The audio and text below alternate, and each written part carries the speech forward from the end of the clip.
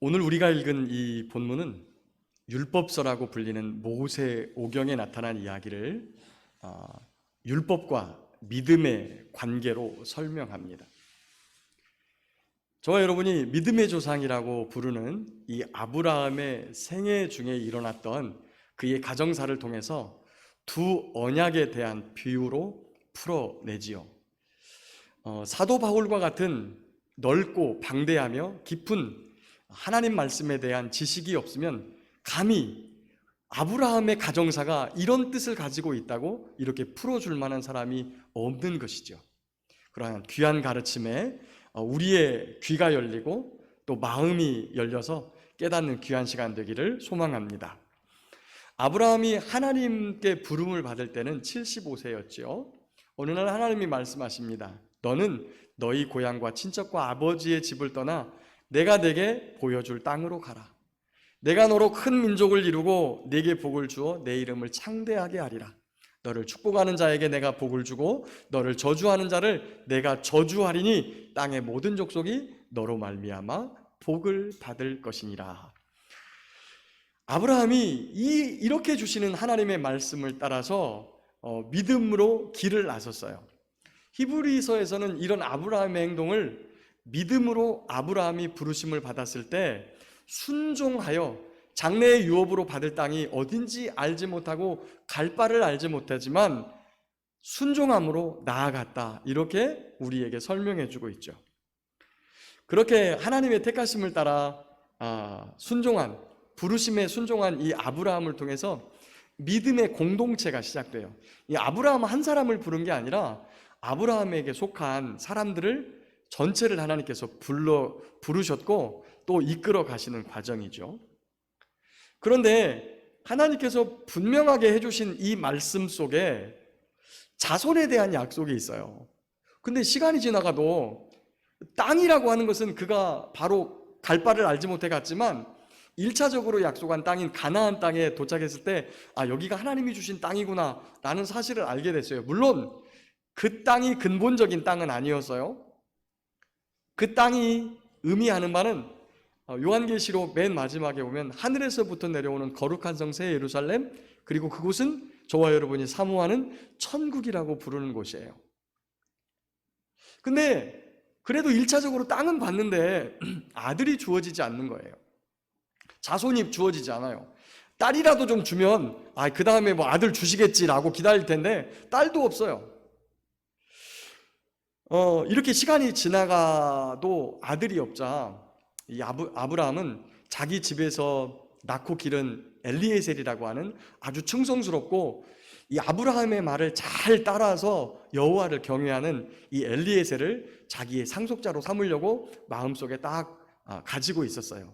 내가 하나님께서 주신 말씀을 잘못 이해했나 보다, 이제 이렇게 마음을 이렇게 잡았던 거죠. 그런데 하나님께서 다시 나타나셔서 야, 엘리에셀이 아니고 네 몸을 통해서 태어날 자가 네 상속자야. 하나님이 다시 말씀해 주시는 거예요.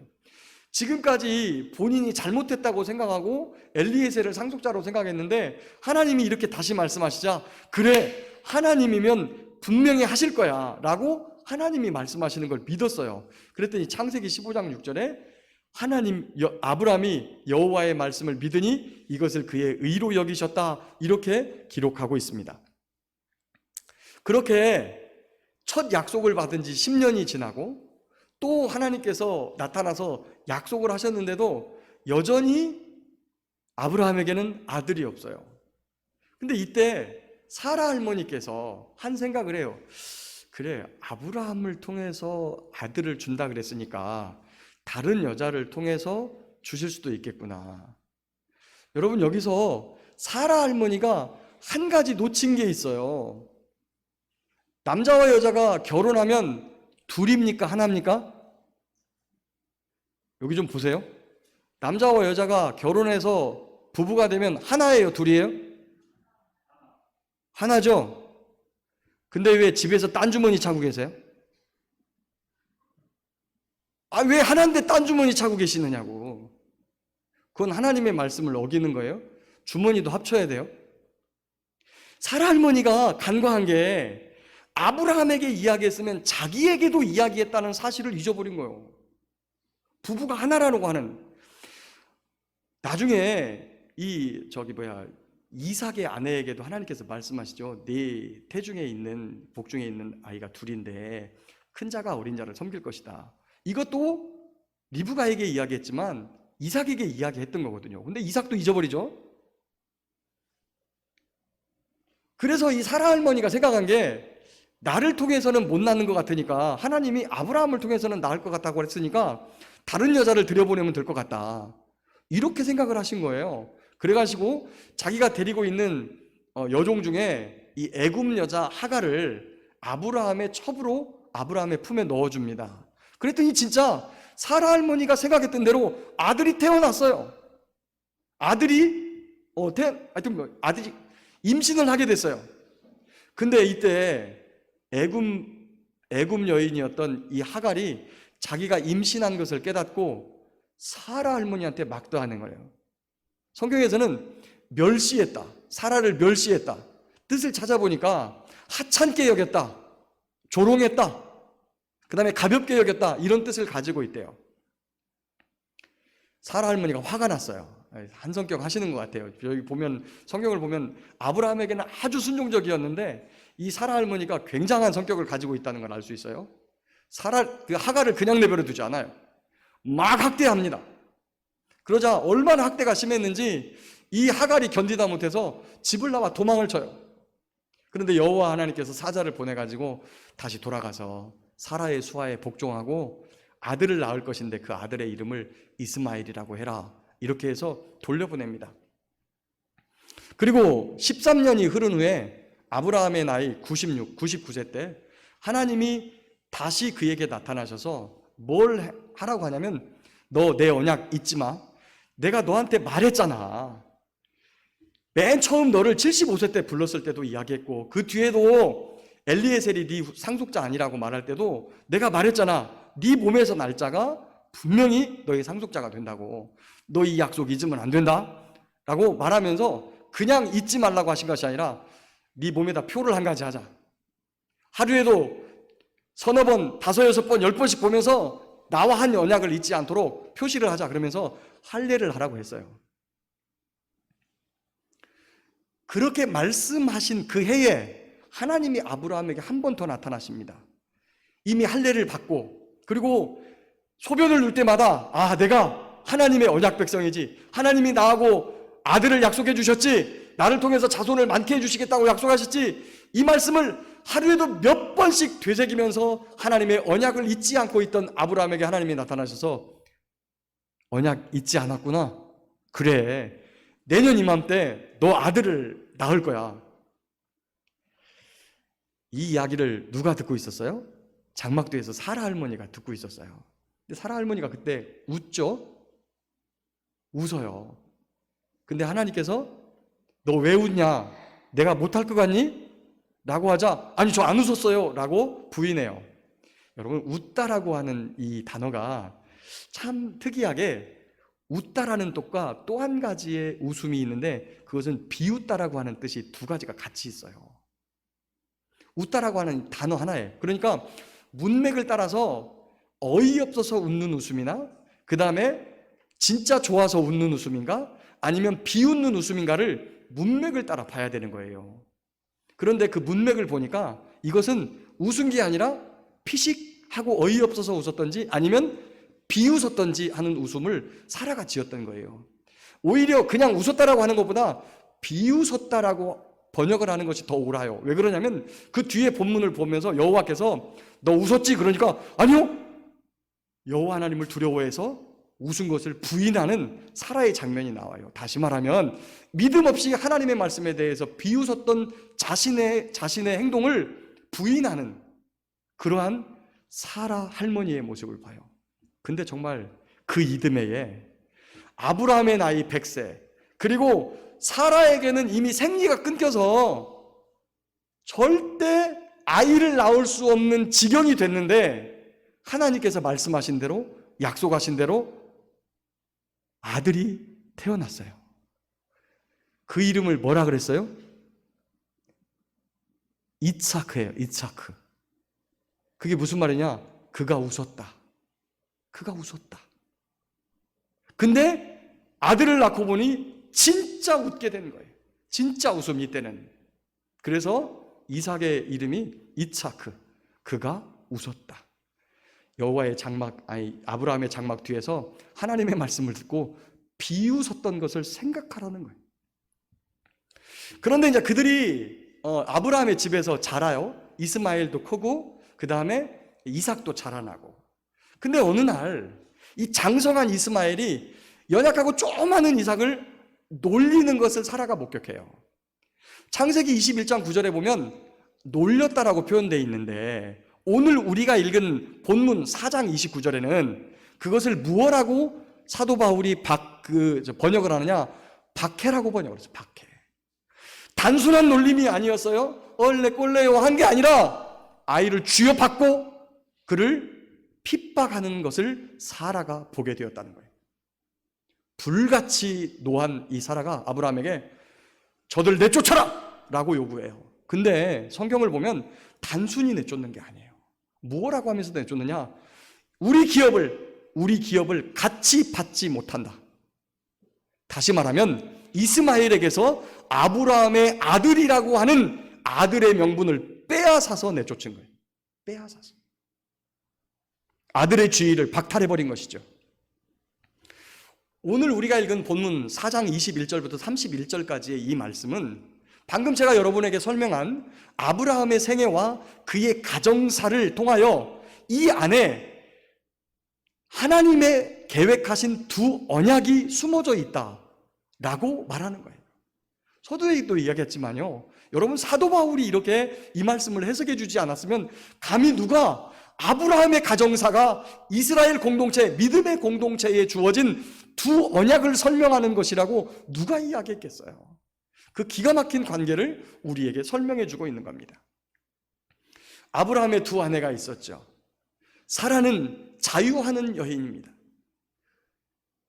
그런데 하갈은 종이죠, 종.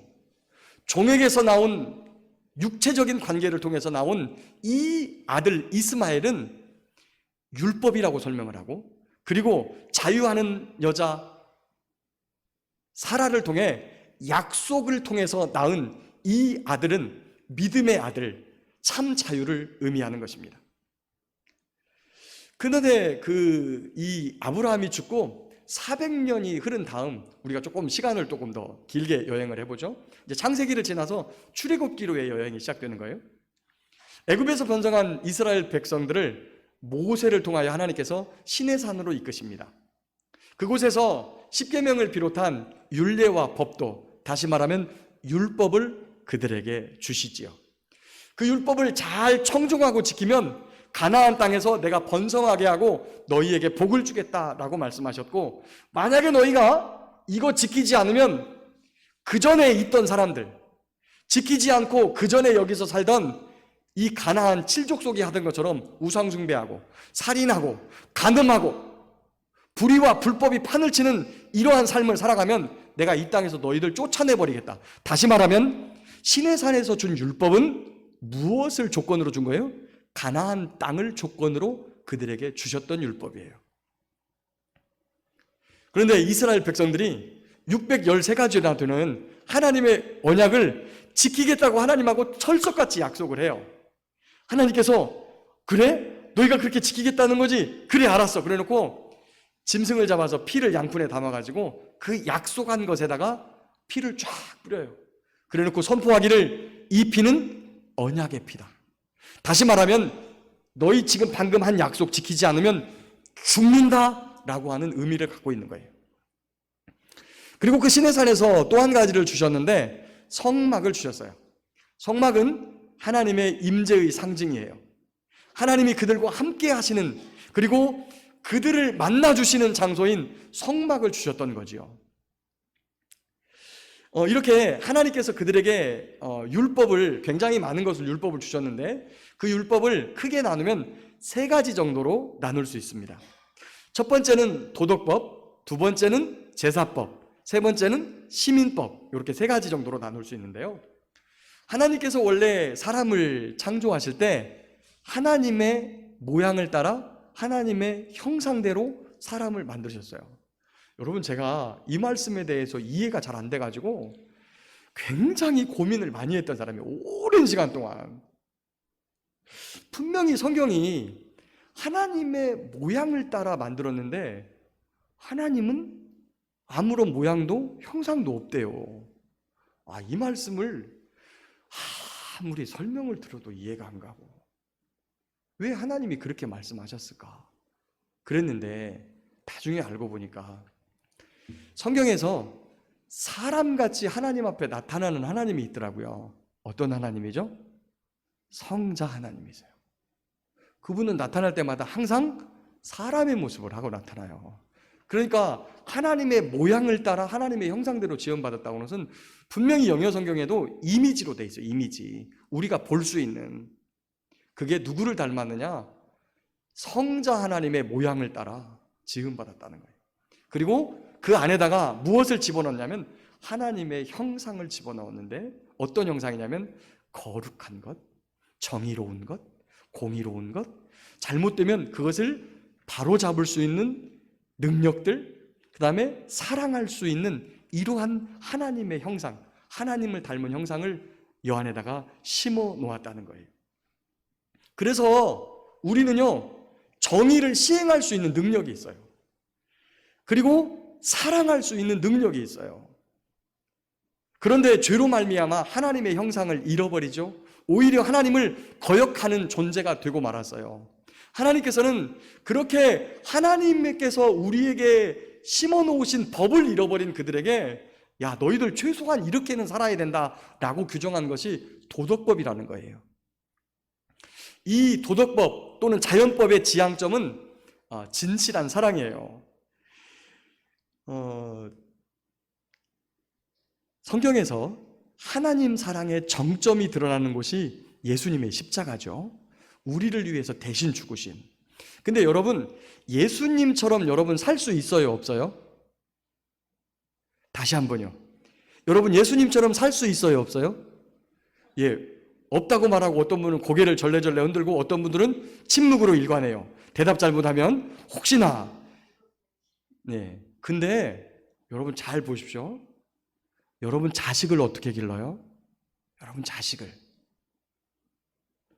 어떤 노래의 가사에, 이건 뭐 세상 노래인데, 나를 꽃 피우기 위해 거름이 되어버렸던, 다시 말하면 나를 희생시켜서라도, 내 삶을 희생시켜서 누구를 꽃 피우게 하려고? 내 자식을 꽃 피우게 하려고 부모가 자식을 사랑해요. 여러분, 그 사랑이 어떤 사랑이냐면 나를 죽이고 그 죄에서 우리를 건져내시려는 하나님의 사랑이 어디에서 실현돼요? 우리의 삶 속에서 자식을 향한 사랑으로 실현된다는 거예요. 여러분, 그런데 자식을 위해서는 당연히 하는데 누구를 위해서는 그렇게 못해요? 남편이나 아내를 향해서도 그런 사랑 안 하려고 하잖아. 자꾸만 나 알아달라 그러지. 그리고 또 세상 사람들을 향해서도 그런 사랑을 하지 않아요. 여러분, 우리가 사랑의 능력이 없어서가 아니라 안 한다는 거예요. 안 한다. 그런 우리를 향해서 십자가에 죽으신 우리 구주 예수님께서 우리를 향해서 이렇게 말해요. 내가 너희를 사랑한 것 같이 너희도 서로 사랑해라. 하나님이 주신 도덕법의 최고의 경지는 바로 십자가의 사랑인 거죠. 근데 하지만 우리 인간들은 이런 핑계 저런 핑계를 대면서 그런 사랑을 하지 못하고 율법을 지키지 못해요. 아니, 지킬 수 있음에도 불구하고 지키지 않아요. 그래서 죄인 거죠. 근데 하나님께서 그런 우리의 인간, 그런 우리의 모습을 보시고 너 안 되겠다, 너 지옥에 들어가야 되겠다라고 우리를 지옥에다 던져놓지 않으시고, 너 대신에 그러면 동물을 가져와 가지고 죽이고 그 피로, 내 옛날에 너 언약의 피 맺었지, 누군가 피를 흘려야 되는데 동물로 하여금 대신 피를 흘리게 하고 넌 내가 살아갈 수 있는 방법을 가르쳐 줄 테니까 그렇게 나한테 와라 하고 주신 게 뭐냐면 제사법이에요. 제사법. 그 제사를 어디 가서 드려요? 성막에서, 하나님 앞에서. 그런데 이 제사가, 그리고 이 성막이 지향하는 바가 있어요. 그게 뭐냐? 바로 십자가의 대속적 죽음을 당하신 예수 그리스도를 향해 있죠. 그리고 시민법이라고 하는 것은 거룩하고 정결한 믿음의 공동체를 유지하기 위한 법이에요. 거기 보면 율법에 보면 11조 하라 그랬죠. 면제년 규례가 있죠. 희년이 있죠. 도피성이 있고 토지제도가 있어요. 이 모든 이런 것들을 일컬어서 사회법이라고 하는데, 이건 역시 그 당시 때만 지키고 말아야 되는 법이 아니라는 거예요. 그러면 그것들을 지금도 율법 그 말씀 문자대로 지켜야 되느냐? 그건 아니에요. 이게 지향하고 있는 바가 있어요. 사회법은 장차 어디를 지향하고 있느냐? 하늘에서부터 내려올 거룩한 성 새 예루살렘, 저와 여러분들이 천국에서 말하는 그 공동체가 바로 하나님의 말씀과 규례로 그 공동체가 유지된다는 거예요. 그곳에서 누가 왕이 되시죠? 예수님, 그리스도께서 왕 되신 그 나라에서 지켜져야 되는 법들이라는 거예요. 그래서 지금도 믿음의 공동체인 새 언약 공동체인 교회가 이렇게 살아가기 위해서는, 존재하기 위해서는 당시의 사회법으로 주어졌던 그 약속들이 지금도 우리에게 주어져서 교회가 이루어지고 있어요. 그래서 신약 공동체 예루살렘 그 교회 공동체가 어떤 일을 했습니까? 자기 것을 자기 것이라고 말하는 사람이 없고 각기 내어놓고 필요에 따라 나누어 주었더라. 이 공동체가 새 언약 공동체인데, 새 언약 공동체도 끝나는 게 아니라 하늘에서 이루어질 거룩한 성 새 예루살렘에서 이루어지는 그 믿음의 거룩한 공동체, 예수님이 왕 되신 그 공동체에서 이루어져야 되는 법이라고 하는 거예요. 그래서 3장 24절 보면 율법이 우리를 그리스도께로 인도하는 초등교사라고 표현합니다. 바로 그거예요. 그냥 율법을 행함으로, 율법이 지시하는 어떤 특별한 행동이 본질이 아니라 우리를 그리스도께로 인도해서 그리스도의 온전한 다스림 가운데로 살아가게 만드는, 그게 바로 율법이라고 하는 것이죠. 근데 이스라엘 백성들이 언약의 본질을 깨닫지 못했어요.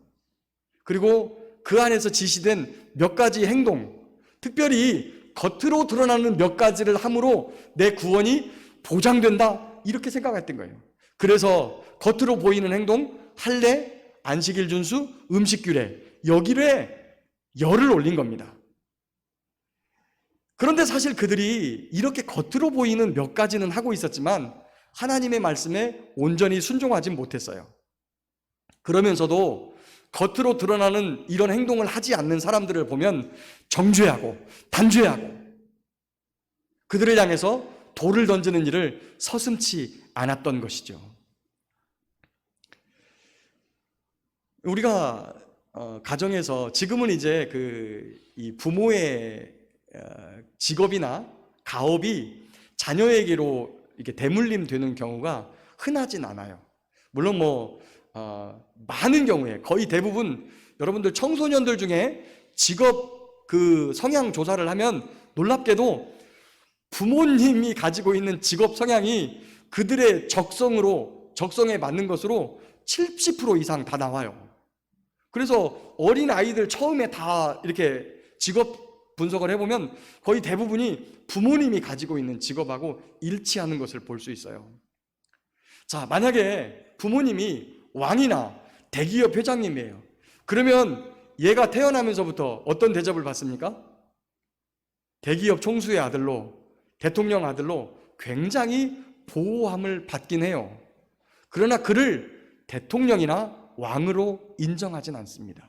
오히려 왕이 되기까지 청직이나 후견인 또는 좋은 교사를 그에게 붙여가지고 나중에 그가 왕이 되면 자기 아랫사람이 될 사람이지만 오히려 그 사람에게 배우고 익히며 자유로운 왕이 될 만한 인재가 될 때까지 그 아래서 종노릇해요.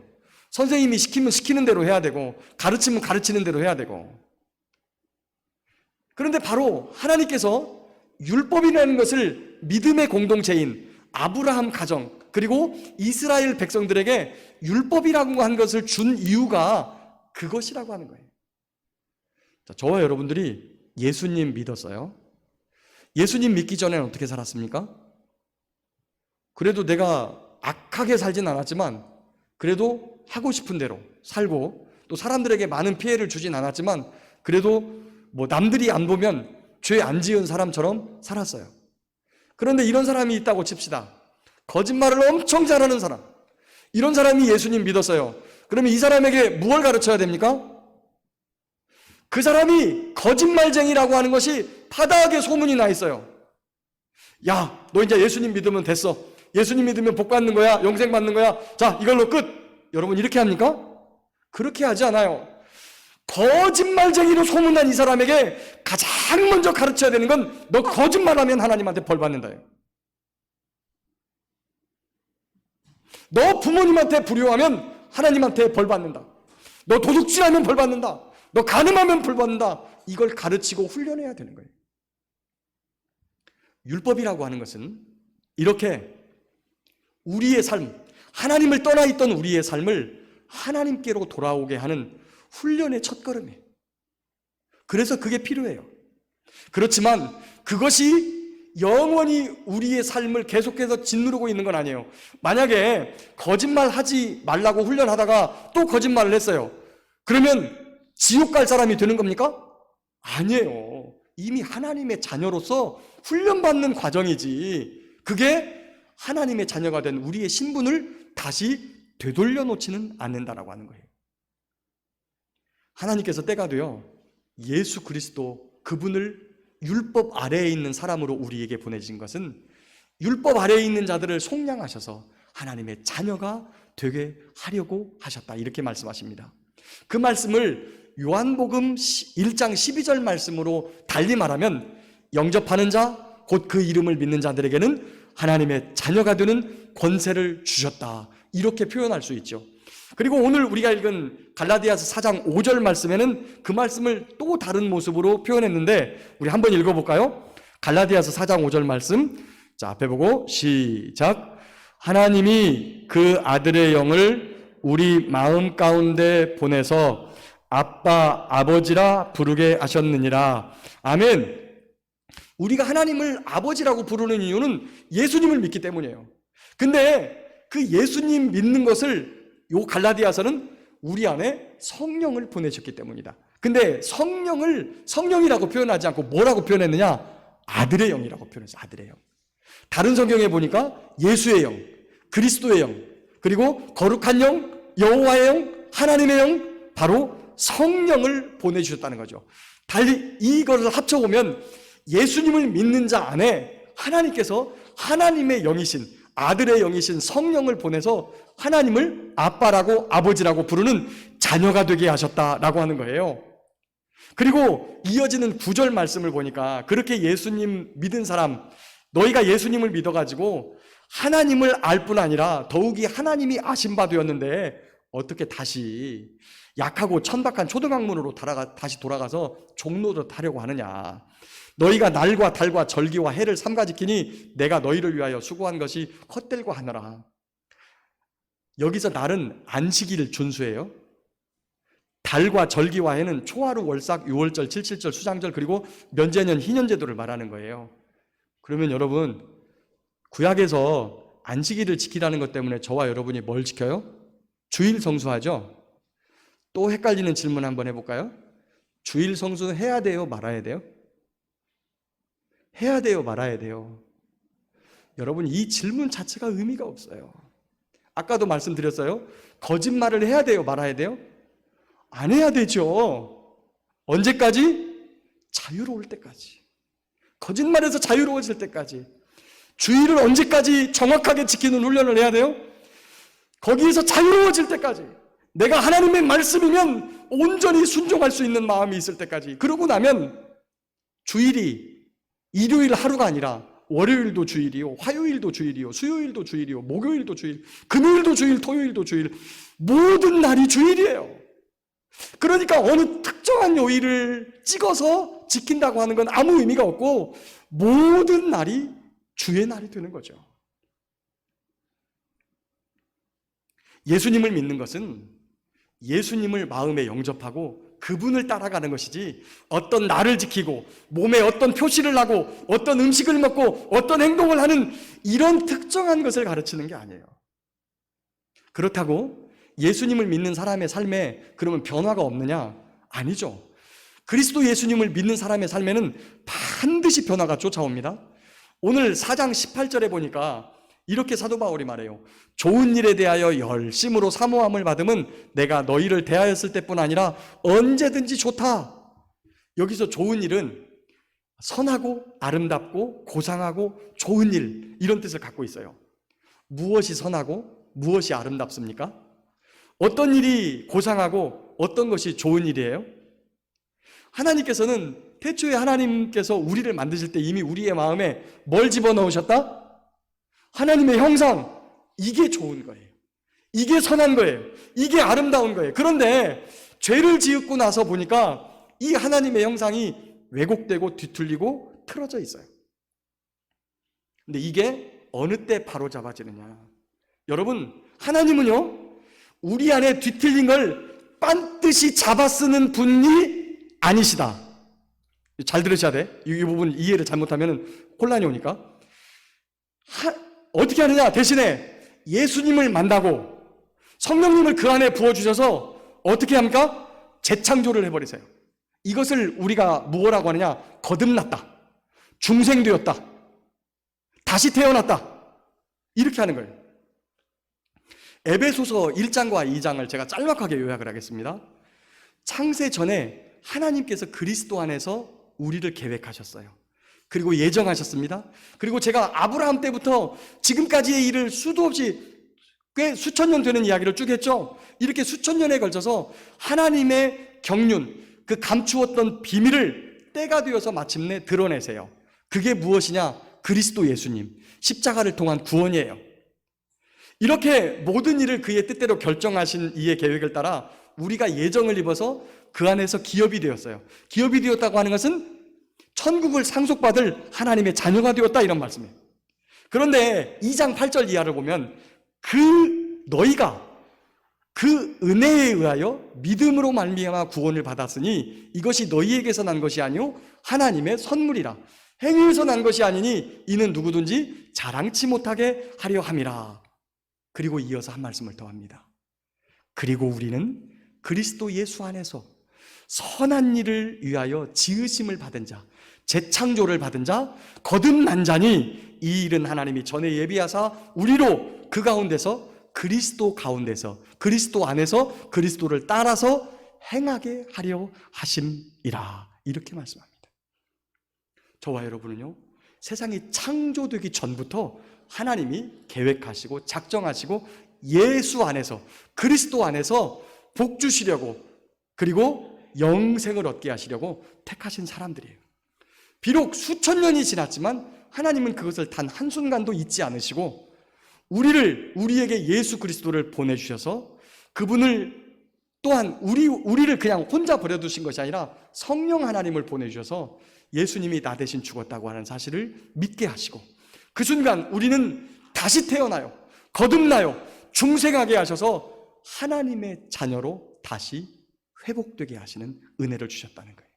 그런데 여기에서 끝나는 것이 아니라 우리로 하여금 그 예수님을 따라서 아름답고 복되고 선한 삶이 무엇인지 가르쳐 주시고 그 삶을 따라 살게 행하셨다는 사실이에요.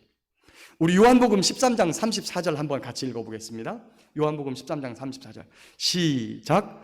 새 계명을 너희에게 주노니 서로 사랑하라.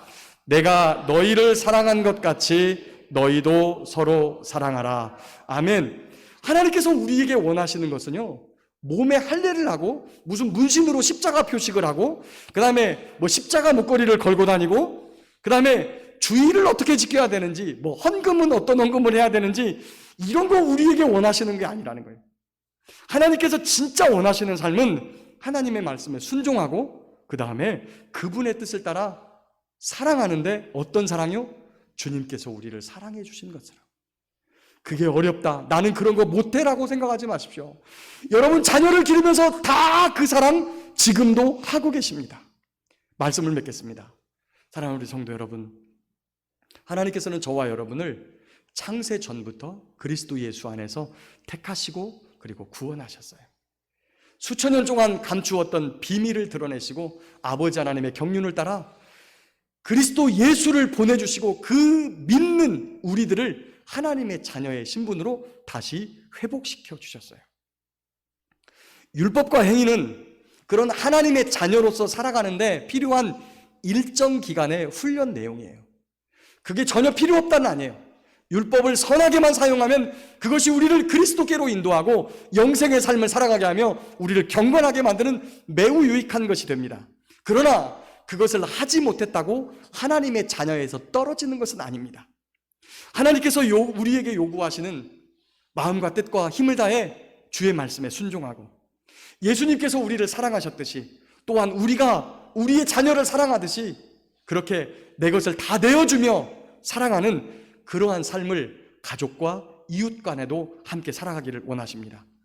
그런 선한 일을 위해 예수님께서 직접 십자가에서 죽으시면서 우리에게 보여주셨고 저와 여러분에게 성령을 보내주시면서 그것을 보고 따라오라고 말씀하십니다. 이렇게 우리를 위해 아름다운 사랑을 보여주신 하나님 아버지와 성자 하나님이신 예수님, 그리고 우리를 지도하시고 인도하시는 성령님의 인도하심을 따라 선하고 복된 아름다운 사랑의 삶을 살아가는 저와 여러분 모두가 될 수 있기를 예수님의 이름으로 축복합니다.